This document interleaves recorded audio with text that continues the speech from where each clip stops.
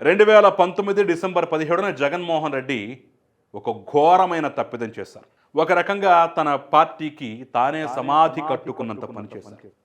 ఏంటో తెలుసా? అది 3 రాజధానుల ప్రకటన.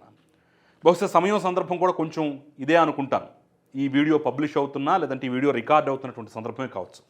సాయంత్రం వేళ అసెంబ్లీలో మనకెందుకు 3 రాజధానులు ఉండకూడదు, మన రాష్ట్రానికి ఒకటే రాజధాని ఎందుకు ఉండాలి, సౌత్ ఆఫ్రికా వంటి దేశానికి 3 రాజధానులు 4 రాజధానులు ఉన్నాయి, మరి మన ఆంధ్రప్రదేశ్కి ఏం తక్కువ, మనం కూడా 3 రాజధానులు పెట్టుకుందామని చెప్పేసి ఇలాగే 3 వేళ్ళు పైకెత్తి చూపిస్తూ ఏమో మన ఆంధ్రప్రదేశ్కి కూడా 3 రాజధానులు వస్తాయేమో, అమరావతి శాసన రాజధాని అవ్వచ్చు, విశాఖపట్నం పరిపాలనా రాజధాని అవ్వచ్చు, కర్నూలు న్యాయ రాజధాని అవ్వచ్చు అని చెప్పేసి 3 వేళ్ళు పైకెత్తి ఆంధ్రప్రదేశ్ రాష్ట్ర ప్రజలకు పంగనామాలు పెట్టినటువంటి సందర్భం అన్నమాట. గుర్తొస్తున్నాయి ఆ చీకటి రోజులు.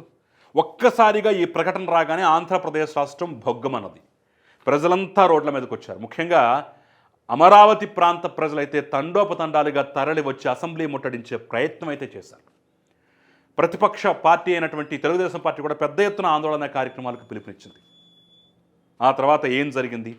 ఆ 4 ఏళ్ల పాటు 5 ఏళ్ల పాటు ఎలాంటి దాష్టికం జరిగింది? రాజధాని పేరుతో ఆడినటువంటి వికృత క్రీడేంటి? అది జగన్మోహన్ రెడ్డి పతనానికి ఏ విధంగా కారణమైందనేది అనేక వీడియోల రూపంలో అనేక సందర్భాల్లో గత 4-5 ఏళ్లుగా మేము అందిస్తూనే ఉన్నాం. మళ్ళీ దాని గురించి ప్రత్యేకంగా ప్రస్తావించక్కర్లేదు.